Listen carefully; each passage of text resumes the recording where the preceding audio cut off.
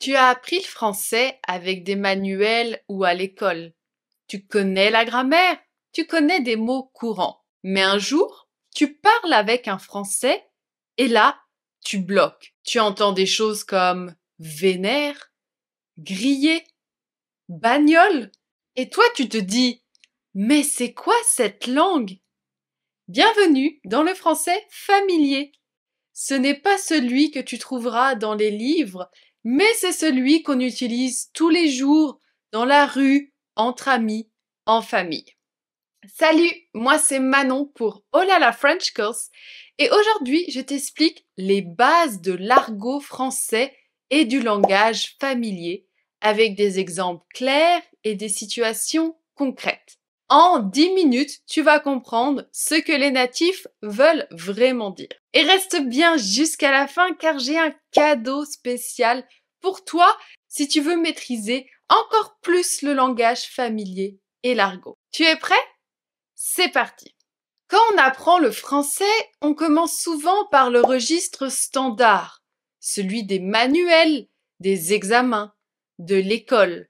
Tu apprends à dire bonjour, comment allez-vous?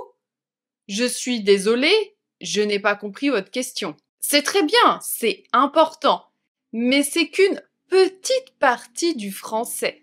Parce qu'en réalité, dans la vie de tous les jours, les Français ne parlent pas forcément comme dans les livres. Le langage familier, c'est le langage, le registre de langue qu'on utilise avec ses amis, en famille, au téléphone parfois, dans un message WhatsApp, dans une conversation détendue. C'est un français plus spontané, direct, vivant. Les phrases sont souvent plus courtes, les mots sont parfois transformés. On joue parfois avec les sons, on invente et souvent on réduit. Par exemple, tu es au cinéma devient t'es au ciné. Il est énervé devient il est vénère. Et l'argot français. L'argot, c'est un langage codé, inventé au départ par certains groupes sociaux pour ne pas être compris par les autres. À l'origine, c'était le langage des voleurs, des marginaux, parfois des soldats. C'était un peu un français secret, utilisé pour se reconnaître entre membres du même clan, du même groupe. Mais aujourd'hui, beaucoup de mots d'argot sont entrés dans le langage courant, surtout chez les jeunes. Mais pas que. C'est un français imagé, parfois drôle, souvent très expressif, qui permet de dire les choses d'une façon plus rapide, plus forte, avec plus d'émotion. Par exemple, un policier devient un flic.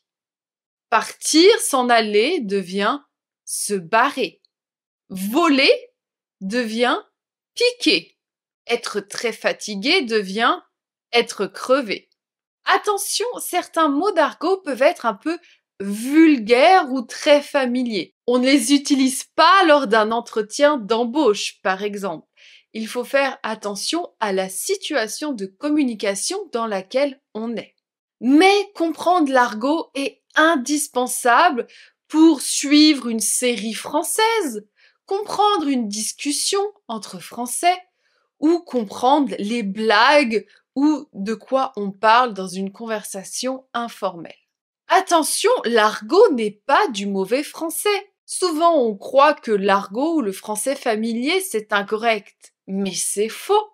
Ce n'est pas une faute, c'est un code, un style, une autre façon de s'exprimer. Comme en anglais quand quelqu'un dit I'm gonna chill tonight, c'est pas incorrect, c'est familier.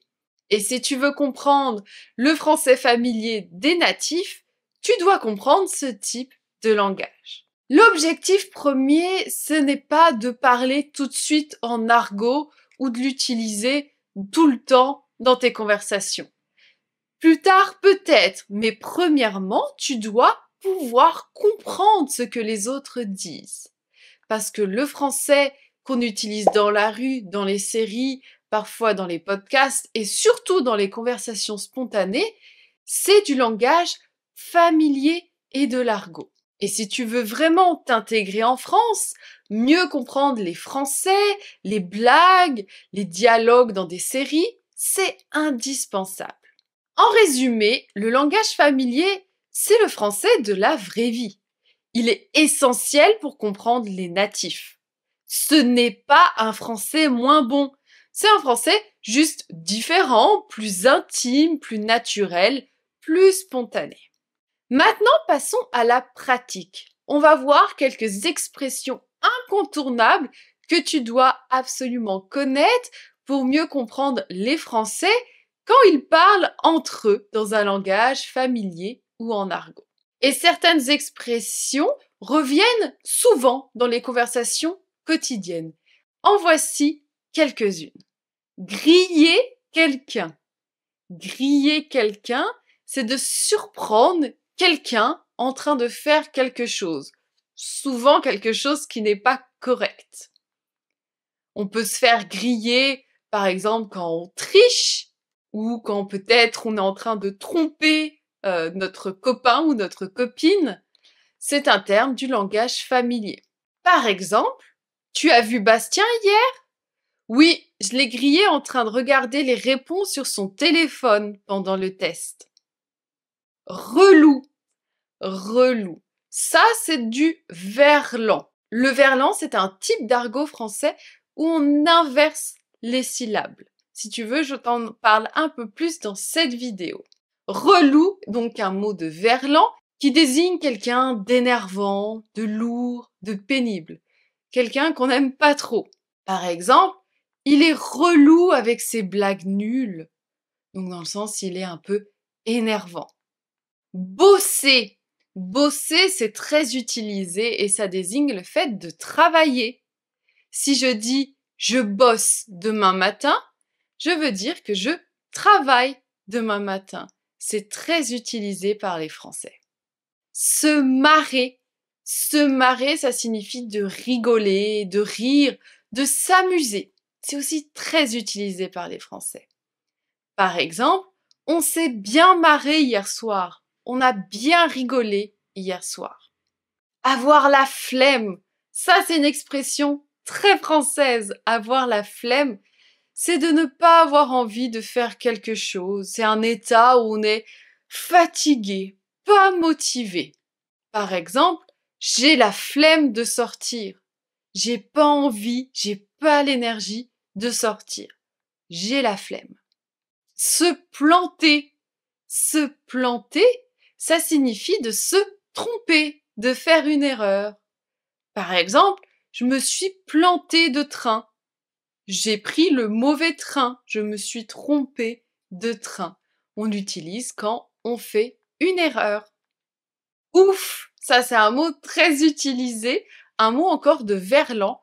Ouf, qui est le verlan de fou, mais qui a plutôt le sens de incroyable, génial, impressionnant, voire choquant. T'entendras souvent un truc de ouf, un truc de ouf, un truc de fou. C'est quelque chose d'impressionnant, d'incroyable, autant positif que négatif. Par exemple, ce concert, c'était ouf, c'était trop bien, c'était génial.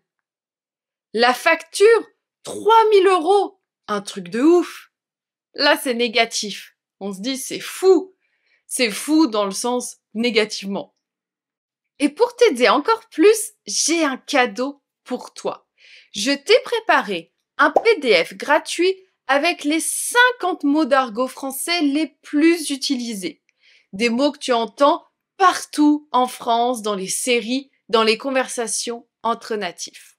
C'est parfait pour comprendre enfin le français parlé et ne plus te sentir perdu quand un Français parle. Télécharge ton PDF maintenant. Le lien est en description ou dans le commentaire en dessous de cette vidéo. Télécharge ce PDF gratuit et commence enfin à comprendre ce que les Français disent.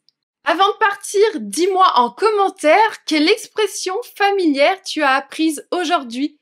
Quelle expression en langage familier est nouvelle pour toi? Dis-moi dans les commentaires. Et je te dis à très bientôt pour de nouvelles aventures. En français, bien sûr!